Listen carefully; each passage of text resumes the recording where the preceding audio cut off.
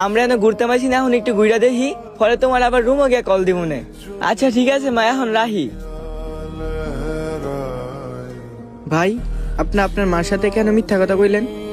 ভাই, সকাল থেকে কাম করতে করতে আপনার উপর কতগুলো বিপদ আসলো, আর আপনি আপনার মায়ের সাথে মিথ্যে কথা বললেন। ভাই আজকে ঈদের দিন সারাদিন কাজ করে এই রুটিগুলা খাইতেছি, আর আপনি আপনার মারে কইলেন বিদেশি খানা খাইলেন। আরে ভাই, আমি প্রবাসে হওয়ার আগে ভাবতাম প্রবাসে অনেক শান্তি, কিন্তু এই প্রবাসে আইয়া এই 2 দিনে আমি যেই কষ্ট করছি, এই কষ্টের কথা যদি আমার মার কাছে কই, আমার মাই মইরই যাইব। তাই ভাই আমি আমার মার লগে এত মিছা কথা কইছি। হ ভাই, ঠিকই কইছেন।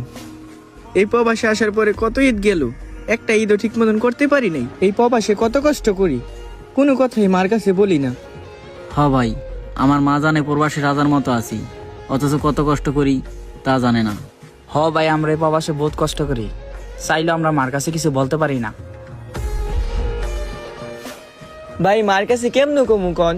মার কাছে কইলে কি মারে এইগুলা সহ্য হইব? অথচ আমরা এই দেশে রুটি কলা খাই, আর মারে কইলাম আমরা বিদেশি খাবার খাইছি। जग से